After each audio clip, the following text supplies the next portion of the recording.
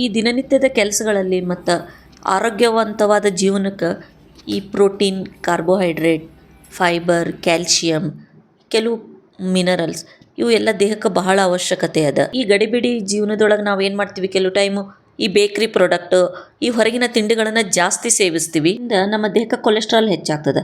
ನಮ್ಮ ಹೆಚ್ಚಿನ ಕೊಲೆಸ್ಟ್ರಾಲನ್ನು ಕಂಟ್ರೋಲ್ ಮಾಡಲಿಕ್ಕೆ, ಆಮೇಲೆ ನಮ್ಮ ದೇಹದ ತೂಕವನ್ನು ಸಮವಾಗಿ ಇಡಲಿಕ್ಕೆ, ಈ ಎಲ್ಲದ ಕಾರಣಕ್ಕಾಗಿ ನಾನು ಒಂದು immunity booster powder recipe share ಮಾಡ್ಲಿಕತ್ತೀನಿ. ಇದರಿಂದ ಅನೇಕ ತರಹದ ನೀವು ಒಳ್ಳೊಳ್ಳೆ ತಿಂಡಿ ಮಾಡ್ಬೋದು. ಇವತ್ತು ನಾನು ಒಂದು ಬ್ರೇಕ್ಫಾಸ್ಟ್ ರೆಸಿಪಿ ನಿಮ್ಮ ಜೊತೆ ಶೇರ್ ಮಾಡ್ಲಿಕತ್ತೀನಿ. ಹರೇ ಶ್ರೀನಿವಾಸ, ರೇಖಾಸ್ ವೆಜ್ಜಿ ಫ್ಯೂಷನ್ಗೆ ತಮಗೆಲ್ಲರಿಗೂ ಸ್ವಾಗತ. ಈಗ ಒಂದು ಪಾತ್ರೆ ಒಳಗೆ ನಾವು ಎಲ್ಲವನ್ನು ಮೆಜರ್ಮೆಂಟ್ ಮಾಡೋಣ. ಇದು ಸಣ್ಣ ಬಟ್ಲದಿಂದ ನಾನು 4 ಬಟ್ಲ ಜೋಳ ತಗೊಂಡಿನಿ. ಜೋಳ ನಮ್ಮ ದೇಹಕ್ಕೆ ಬಹಳ ಉಪಯುಕ್ತವಾದದ್ದು. ನಮ್ಮ ಉತ್ತರ ಕರ್ನಾಟಕದಾಗ ನಾವು ಈ ಜೋಳವನ್ನೇ ನಾವು ಮುಖ್ಯ ಆಹಾರವಾಗಿ ಸೇವಿಸ್ತೀವಿ. ಒಂದು ಸಣ್ಣ ಬಟ್ಲಿನ ಅಳತೆಯಿಂದ ನೀವು ಎಲ್ಲವನ್ನೂ ತಗೊಳ್ರಿ. ಆಮೇಲೆ ಅದೇ ಬಟ್ಲದಿಂದ ನಾನು 2 ಈ ಸಜ್ಜೆ ತಗೊಂಡಿನಿ. ಈ ಸಜ್ಜಿ ನಮ್ಮ ದೇಹದಲ್ಲಿರೋ ಶುಗರನ್ನು ಕಂಟ್ರೋಲ್ ಮಾಡ್ತದೆ, ಕೊಲೆಸ್ಟ್ರಾಲ್ ಕಂಟ್ರೋಲ್ ಮಾಡ್ತದೆ. ಆಮೇಲೆ ಇದು ಒಂದು ಒಳ್ಳೆಯ ಹೊಟ್ಟೆ ತುಂಬುವ ಆಹಾರ. ಆಮೇಲೆ ಅದೇ ಬಟ್ಲದಿಂದ ನಾನು ಈ ಹೆಸರು ಕಾಳು ತಗೊಂಡಿನಿ. ಈ ಹೆಸರು ಕಾಳು ಒಂದು ಕಡಧಾನ್ಯ. ಇದರೊಳಗೆ ಹೆಚ್ಚಿನ ಪ್ರೋಟೀನ್ ಇರ್ತದೆ ಮತ್ತು ಡೈಜೆಸ್ಟಿವ್ ಆಗಲಿಕ್ಕೆ ಇದು ಬಹಳ ಒಂದು ಹೆಲ್ಪ್ ಮಾಡ್ತದೆ. ಆಮೇಲೆ ಇದು ನಮ್ಮ ಕಡೆ ಮಟಕಿ ಅಂತೀವಿ, ಅಂದ್ರೆ ಈ ಮೊಳಕೆ ಕಾಳು, ಅದನ್ನು ಒಂದು ಅರ್ಧ ಕಪ್ಪು ತಗೊಂಡಿನಿ. ಆಮೇಲೆ ಕಡಲೆಬೇಳೆ, ಇದು 1 ಕಪ್ಪು ಕಡಲೆಬೇಳೆ ಮತ್ತು ಇದು ಒಂದು ಅರ್ಧ ಕಪ್ಪು ಉದ್ದಿನಬೇಳೆ. ಇವು ಎಲ್ಲವೂ ನಮ್ಮ ದೇಹಕ್ಕೆ ಅತಿ ಒಂದು ಉಪಯುಕ್ತವಾದ ಒಂದು ಶಕ್ತಿಯನ್ನು ಕೊಡ್ತವೆ. ಆಮೇಲೆ 2 ಕಪ್ಪು ಅಕ್ಕಿ. ಇವಾಗ ನಾವು ಮಾಡ್ತಿರೋ ಈ ಹಿಟ್ಟು ಗ್ಲುಟನ್ ಫ್ರೀ, ಇದರಲ್ಲಿ ಗ್ಲುಟನ್ ಇಲ್ಲ. ನಾನು ಇದರಲ್ಲಿ ಗೋಧಿ ಹಾಕಿಲ್ಲ. ನೀವು ಬೇಕಾದರೆ ಮಾಡೋವಾಗ ಸ್ವಲ್ಪ ಗೋಧಿ ಹಿಟ್ಟು ಮಿಕ್ಸ್ ಮಾಡ್ಕೋಬೋದು. ಆಮೇಲೆ ಇದು ಕೊತ್ತಂಬರಿ ಬೀಜ, ಯಾವ ಬಟ್ಲ ತೊಗೊಂಡು ಅದರಲ್ಲಿಂದ ಒಂದು 1/4 ಬಟ್ಲ ಕೊತ್ತಂಬರಿ ಬೀಜ, 2 ಟೇಬಲ್ ಸ್ಪೂನು ಜೀರಿಗೆ. ಕೊತ್ತಂಬರಿ ಬೀಜ ಮತ್ತು ಜೀರಿಗೆ ನಮ್ಮ ದೇಹಕ್ಕೆ ಇಮ್ಯುನಿಟಿ ಬೂಸ್ಟರ್. ಇದ್ರದ್ದು ಕಷಾಯ ಮಾಡಿ ನಾವು ಎಷ್ಟೋ ಸರ್ತಿ ಚಳಿಗಾಲದೊಳಗೆ ಕುಡಿತಿರ್ತೀವಿ. ಇದಕ್ಕೆ 1 ಟೀ ಸ್ಪೂನ್ ಮೆಂತ್ಯ ಕಾಳು ಹಾಕೋಣ. ನೀವು ನಿಮಗೆ ಬೇಕಾಗಿರೋ ಬೇರೆ ಕಡಧಾನ್ಯಗಳು ಇದರಲ್ಲಿ ಹಾಕೋದಿದ್ರೆ ಹಾಕ್ರಿ. ಎಷ್ಟು ಹಾಕಿದ್ರೂ ಅಷ್ಟು ಒಳ್ಳೆಯದು, ಟೇಸ್ಟ್ ಚೆನ್ನಾಗಿ ಬರ್ತದೆ. ಈ ಮೆಂತ್ಯ ಕಾಳು ಈ ಶುಗರ್, ಡಯಾಬಿಟಿಸ್ ಜನರಿಗೆ ಬಹಳ ಒಳ್ಳೆಯದು. ಆಮೇಲೆ 1 ಬಟ್ಲ ಕರಿಬೇವು. ಇದು ಸ್ವಲ್ಪ ಒಣಗಿರೋ ಕರಿಬೇವು ಅದ.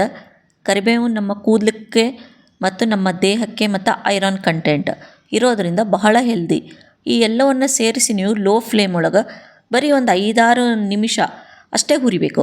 ಜಾಸ್ತಿ ಕಲರ್ ಚೇಂಜ್ ಆಗೋ ಹಾಗೆ ಹುರಿಬೇಡ್ರಿ. ಸ್ವಲ್ಪ ಮಾಯಿಶ್ಚರ್ ಹೋಗಿ ಸ್ವಲ್ಪ ಬೇಳೆಗಳು ಗರಿ ಗರಿ ಆಗಬೇಕು, ಅಷ್ಟು ಹುರಿದು ಪೂರ್ತಿ ತಣ್ಣಗೆ ಮಾಡಬೇಕು. ತಣ್ಣಗಾದಮೇಲೆ ನೀವು ಬೇಕಾದರೆ ಮಿಕ್ಸರಲ್ಲಿ ಪೌಡರ್ ಮಾಡ್ಬೋದು, ಇಲ್ಲ ಈ ಹಿಟ್ಟಿಂದು ಗಿರಣಿ ಇರುತ್ತಲ್ಲ ಅಲ್ಲಿ ನೀವು ಇದನ್ನು ಹಿಟ್ಟಿನ ರೀತಿಯಾಗಿ ಬೀಸ್ಕೊಂಡು ಬರ್ಬೋದು. ನಾನು ಇದನ್ನು ಈ ಹಿಟ್ಟಿನ ಗಿರಣಿಯಲ್ಲಿ ಬೀಸ್ಕೊಂಡು ಬಂದಿದ್ದೀನಿ. ಈ ಹಿಟ್ಟನ್ನು ನೀವು ಒಂದು ಏರ್ ಟೈಟ್ ಬಾಕ್ಸಲ್ಲಿ ಹಾಕಿ 3-4 ತಿಂಗಳು ಆರಾಮಾಗಿ ಇಡ್ಬೋದು, ಕೆಡೋದಿಲ್ಲ.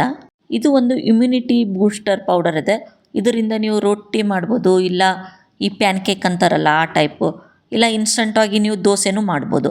ನಾನು ಇವತ್ತು ನಿಮಗೊಂದು ವೆಜಿಟೇಬಲ್ ತರಕಾರಿ ಹಾಕಿರೋ ಒಂದು ಸಿಂಪಲ್ ಆದ ರೊಟ್ಟಿ ಇದರಿಂದ ಹೇಗೆ ಮಾಡೋದು ಅನ್ನೋದು ಹೇಳ್ತೀನಿ. ಇದು ಒಂದು ಒಳ್ಳೆ ಬ್ರೇಕ್ಫಾಸ್ಟ್ ಇದೆ, ಒಂದು ಸರ್ತಿ ಮಾಡಿ ನೋಡಿರಿ. ಈಗ ನಿಮಗೆ ಎಷ್ಟು ಜನರಿಗೆ ಬೇಕೋ ಅಷ್ಟು ಈ ಬೀಸಿರೋ ಹಿಟ್ಟನ್ನು ತೊಗೊಳ್ರಿ. ಅದಕ್ಕೆ ನಾನು ಸಣ್ಣಗೆ ಹೆಚ್ಚಿರೋ ಮೆಂತ್ಯ ಸೊಪ್ಪು ಹಾಕ್ಲಿಕ್ಕತ್ತೀನಿ. ನೀವು ನಿಮ್ಮ ಹತ್ರ ಸಬ್ಬಸಿಗೆ ಸೊಪ್ಪಿದ್ದರೆ ಸಬ್ಬಸಿಗೆ ಸೊಪ್ಪು ಹಾಕಿರಿ. ಈರುಳ್ಳಿ ಬೇಕಾದರೆ ಈರುಳ್ಳಿನೂ ನೀವು ಹಾಕ್ಬೋದು. ನಾ ಈರುಳ್ಳಿ ಸ್ಕಿಪ್ ಮಾಡೀನಿ. ಆಮೇಲೆ 1 ಕ್ಯಾರೆಟ್, ತುರಿದಿರೋ ಕ್ಯಾರೆಟ್ ಹಾಕಿನಿ. ಆಮೇಲೆ ಕರಿಬೇವಿನ ಸೊಪ್ಪು ಸಣ್ಣಗೆ ಹೆಚ್ಚಿ ಹಾಕ್ಕೊಂಡಿನಿ. ಆಮೇಲೆ ಇದು ರುಚಿಗೆ ಕೊತ್ತಂಬರಿ ಸೊಪ್ಪು ಸಣ್ಣಗೆ ತೊಳೆದು ಹೆಚ್ಚಿ ಹಾಕ್ಕೊಳ್ರಿ. ಹಸಿಮೆಣ್ಸಿನ್ಕಾಯಿ ಖಾರ ಎಷ್ಟು ಬೇಕೋ ಅಷ್ಟು ನೀವು ಇದನ್ನು ಹಾಕ್ಕೋಬೋದು. ಆಮೇಲೆ ಎಳ್ಳು 1 ಟೀ ಸ್ಪೂನ್ ನಾನು ಎಳ್ಳು ಹಾಕ್ಲಿಕತ್ತೀನಿ. ನೀವು ಬೇಕಾದರೆ ಈರುಳ್ಳಿ ಹಾಕ್ಕೊಳ್ರಿ, ನಾನು ಈರುಳ್ಳಿ ಹಾಕಿಲ್ಲ, ಸ್ಕಿಪ್ ಮಾಡಿದ್ದೀನಿ. ಅಜ್ವಾಯಿನು, ಇದು ನೋಡಿರಿ, ಈ ನಮ್ಮ ಗ್ಯಾಸ್ಟ್ರಿಕ್ ಟ್ರಬಲ್ ಏನಿರ್ತದೆ ಅದನ್ನು ಇದು ಕಂಟ್ರೋಲ್ ಮಾಡ್ತದೆ. ಅದಕ್ಕೆ ಅಜ್ವಾನ ಆವಾಗವಾಗ ನಾವು ಸೇವಿಸ್ತಿರಬೇಕು. ಆಮೇಲೆ ಅರಿಶಿಣದ ಪುಡಿ ಸ್ವಲ್ಪ ಹಾಕೋಣ. ಈಗ ಖಾರದ ಪುಡಿ ಎಷ್ಟು ಖಾರ ಬೇಕೋ ಅಷ್ಟು ಹಾಕ್ಕೊಳ್ರಿ. ರುಚಿಗೆ ತಕ್ಕಷ್ಟು ಉಪ್ಪನ್ನು ಹಾಕ್ಕೊಳ್ರಿ. ನೀವು ಈ ವೆಜಿಟೇಬಲ್ಸದ್ದು ಬಹಳ ವೇರಿಯೇಷನ್ ಮಾಡ್ಬೋದು. ಬೇಕಾದರೆ ಇದರಲ್ಲಿ ಹೆರಿದಿರೋ ಸೋರೆಕಾಯಿನೂ ನೀವು ಹಾಕ್ಕೋಬೋದು. ಸ್ವಲ್ಪ ಹಿಂಗೆ ಹಾಕೋಣ. ಈ ಹಿಂಗಿನಿಂದ ಹೊಟ್ಟೆಯಲ್ಲಿರೋ ಗ್ಯಾಸ್ಟ್ರಿಕ್ ಟ್ರಬಲ್ಲು ಮತ್ತು ಈ ಸಣ್ಣ ಮಕ್ಕಳಿಗೆ ಹುಳುಗಳೇನಾಗ್ತವೆ ಅವು ಎಲ್ಲ ನಾಶ ಆಗ್ತವೆ. ಎಲ್ಲವನ್ನು ಕಲಿಸ್ಕೊಂಡು ಸ್ವಲ್ಪ ಸ್ವಲ್ಪನೇ ನೀರು ಹಾಕ್ಕೊಂಡು ನಾದ್ಕೋಬೇಕು. ಇವಾಗ ನಾವು ಅಕ್ಕಿ ರೊಟ್ಟಿಗೆ ಯಾವ ರೀತಿ ನಾದ್ಕೋತೀವಿ ಆ ರೀತಿ ಒಮ್ಮೆ ಜಾಸ್ತಿ ನೀರು ಹಾಕಬೇಡ್ರಿ.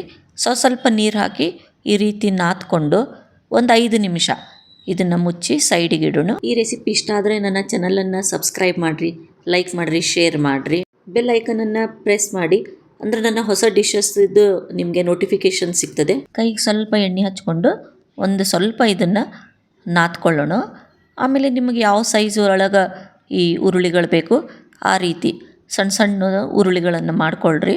ನೀವು ಬೇಕಾದ್ರೆ ಈ ಬುಟ್ಟಿ ಇರ್ತದಲ್ಲ ಆ ಬುಟ್ಟಿಗೆ ಎಣ್ಣೆ ಹಚ್ಚಿ ಈ ನಾವು ಉತ್ತರ ಕರ್ನಾಟಕಕ್ಕೆ ಥಾಲಿಪೀಠ ಅಂತ ಹಚ್ತೀವಿ ಬುಟ್ಟಿಗೆ, ಆ ರೀತಿಯೂ ನೀವು ಹಚ್ಚಬಹುದು. ಇಲ್ಲ ಬೇಡ ಅಂದರೆ ಈ ರೀತಿ ಈ ಸಿಲಿಕಾನ್ ಶೀಟ್ ಸಿಗ್ಲಿಕ್ಕತ್ತದ ಹೋಳಿಗೆ ಪೇಪರ್ ಅಂತ, ಆ ಪೇಪರಿಗೆ ನೀವು ಸ್ವಲ್ಪ ಲೈಟಾಗಿ ಎಣ್ಣೆ ಹಚ್ಚಿ ನೀವು ಉರುಳಿಗಳನ್ನು ಅದಕ್ಕೆ ಈ ರೀತಿ ತೆಳ್ಳಗೆ ಪ್ರೆಸ್ ಮಾಡಬೇಕು.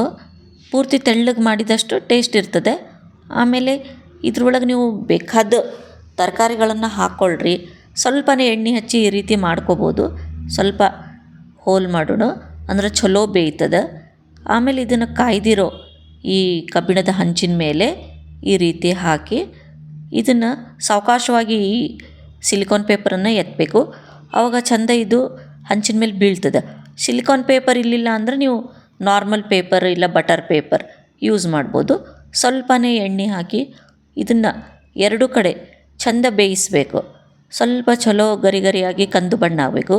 ಇದನ್ನು ನೀವು ಮಕ್ಕಳ ಲಂಚ್ ಬಾಕ್ಸಿಗೆ ಅಥವಾ ಮುಂಜಾನೆ ಬ್ರೇಕ್ಫಾಸ್ಟಿಗೆ ಬಹಳ ಒಂದು ಒಳ್ಳೆಯ ತಿಂಡಿ. ಇದರಿಂದ ಎಲ್ಲ ಪೋಷಕಾಂಶಗಳು ಸಿಗ್ತಾವ, ಆಮೇಲೆ ಹೊಟ್ಟೆನೂ ತುಂಬ್ತದೆ. ಇದೇ ಹಿಟ್ಟನ್ನು ಉಪಯೋಗಿಸಿ ನೀವು ಇನ್ಸ್ಟಂಟ್ ದೋಸೆ ಮಾಡ್ತೀವಲ್ಲ ಅದನ್ನು ನೀವು ಮಾಡಬಹುದು. ಆಮೇಲೆ ನೀವು ಪ್ಯಾನ್ ಕೇಕ್ ಅಂತ ಮಾಡ್ತಾರೆ, ಈ ಎಲ್ಲ ಪಲ್ಯಗಳನ್ನು ಹಾಕಿ ಸಣ್ಣ ಸಣ್ಣ ಪ್ಯಾನ್ ಕೇಕ್ ಆ ಥರನೂ ನೀವು ಇದರಿಂದ ಮಾಡ್ಬೋದು. ಇವಾಗ ಎಷ್ಟೋ ಹೆಣ್ಮಕ್ಳು ಜಾಬಿಗೆ ಹೋಗ್ತಿರ್ತಾರೆ, ಅವರಿಗೆ ಡೈಲಿ ವೆರೈಟಿ ಮಾಡಲಿಕ್ಕೆ ಆಗೋದಿಲ್ಲ. ಆಮೇಲೆ ಈ ಎಲ್ಲ ಅಡುಗೆ ಕಡೆ ಅವರಿಗೆ ಜಾಸ್ತಿ ಟೈಮ್ ಕೊಡಲಿಕ್ಕೆ ಆಗೋದಿಲ್ಲ. ಅಂಥವರು ಈ ರೀತಿದು ಒಂದು ಹಿಟ್ಟನ್ನು ಮಾಡಿ ನೀವು ಇಟ್ಬಿಟ್ರೆ ಸಾಕು. ನೀವು ಇದರಿಂದ ಅನೇಕ ಹೊಸ ಹೊಸ ಪದಾರ್ಥಗಳನ್ನು ನೀವಾಗಿಯೇ ಮಾಡ್ಬೋದು. ಈಗ ನೋಡಿ ಇವತ್ತಿನ ಬ್ರೇಕ್ಫಾಸ್ಟ್ ಈ ರೊಟ್ಟಿ ರೆಡಿ ಆಗಿದೆ. ಇದನ್ನು ನೀವು ಮೊಸರು ಜೊತೆನೂ ಸರ್ವ್ ಮಾಡ್ಬೋದು. ಇಲ್ಲ ಈ ಬಿಸಿ ಬಿಸಿ ಮಸಾಲೆ ರೊಟ್ಟಿ ಮೇಲೆ ಒಂದಿಷ್ಟು ಬೆಣ್ಣೆ ಹಾಕಿ ಸರ್ವ್ ಮಾಡಿರಿ, ಬಹಳ ಟೇಸ್ಟಿಯಾಗಿರ್ತದೆ. Thank you.